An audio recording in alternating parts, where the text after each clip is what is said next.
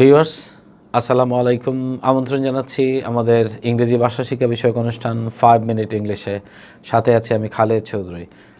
Viewers, আপনারা জানেন এই অনুষ্ঠানটির মাধ্যমে বিভিন্ন পর্বতে আমরা দেখিয়ে থাকি কীভাবে বাংলা বাক্য থেকে সহজে ইংরেজি বাক্য তৈরি করা যায়, পাশাপাশি বিভিন্ন সিচুয়েশনে কী ধরনের ইংরেজি বাক্য আমরা বলতে পারি এবং সহজে সেই ধরনের বাক্য তৈরি করতে পারি। তো আজকের বিষয় হচ্ছে আমরা দেখব কীভাবে গুড লাক বা ব্যাড লাক কীভাবে জানাতে হয়, অর্থাৎ কার জন্য কোন সিচুয়েশনে কী ধরনের কথাবার্তা বলতে হয়।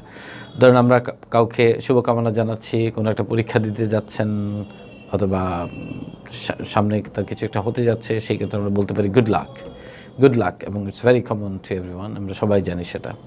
আবার কখনো যদি এরকম হয় যে একজন কোনো একটা বিষয়ে ফেল করেছে, বাট আপনি আশা করছেন যে তিনি সামনেটা ভালো করবেন, মনে করেন কোনো একটা ম্যাচ তিনি হেরে গিয়েছেন, বাট আপনি আশাবাদ ব্যক্ত করছেন যে পরবর্তী ম্যাচটা তিনি জিতবেন, এরকম সিচুয়েশন তো হয়।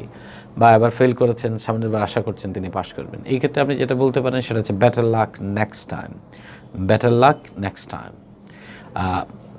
আমরা আরেকটি এক্সপ্রেশনের কথা এখানে আলোচনা করি, যেটা হচ্ছে যে কোনো একটা দুর্ভাগ্যজনক ঘটনা ঘটেছে, অর্থাৎ লাক আপনাকে ফেভার করে নাই, সেক্ষেত্রে আপনি বলতে পারেন যে ভাই আমার কপাল, এরকম করে বলেন না, তখন কি বলবেন? Just my luck. এর মানে হচ্ছে যে that something unlucky happened to you. আমরা আরেকটি এক্সপ্রেশনের কথা বলতে পারি, সেটা হচ্ছে যে ধরেন হঠাৎ করে কারো ক্ষেত্রে কোনো সৌভাগ্যের বিষয় ঘটল এবং ভাগ্য তার প্রতি প্রসন্ন হলো, তখন আমরা যেটা বলতে পারি সেটা হচ্ছে যে that was a stroke of lakh. আবার এরকম হয় যে আপনি সবসময় এই বিষয়টিতে নিজেকে সবসময় আনলাকি ফিল করেন, কিন্তু অন্যদিকে আরেকজন লোক সে কনস্ট্যান্টলি সে সবসময় ভাগ্যের সহায়তা পায়, কিন্তু আপনি সবসময় সেই জায়গায় খুব আনলাকি হন। যেমন মনে করেন আপনি একটা লটারি কিনলেন, কখনো আপনি লটারি জিততে পারেন না, কিন্তু আপনার বন্ধু যেখানেই দেয় সে সেখানেই জিতে, রেফেল ড্রতে সে সবসময় তার নামে ওঠে।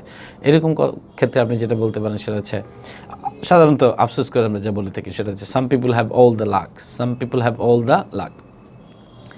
আবার এরকম করে যদি হয় যে একজন দীর্ঘদিন ধরে তার সবসময় ব্যাড লাক চলছে এবং তার একটা কঠিন সিচুয়েশনের মধ্যে দিয়ে যাচ্ছে, তাকে কোনোভাবেই তার লাক তাকে ফেভার করছে না, সেই ক্ষেত্রে আমরা বলতে পারি হি is down on his lakh.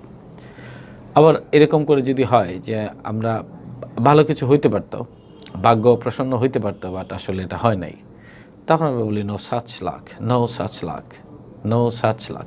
তো আমরা দেখলাম কিভাবে লাক উইশ করতে আমরা বলতে পারি, কখনো বলতে পারি গুড লাক, কখনো বেটার লাক নেক্সট টাইম, কখনো lucky you, that was a stroke of luck, some people have all the luck, he is down on his luck, no such lakh.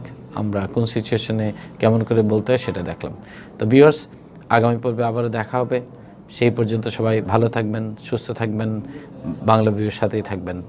আজ এখানে শেষ করছি। আল্লাহ হাফেজ।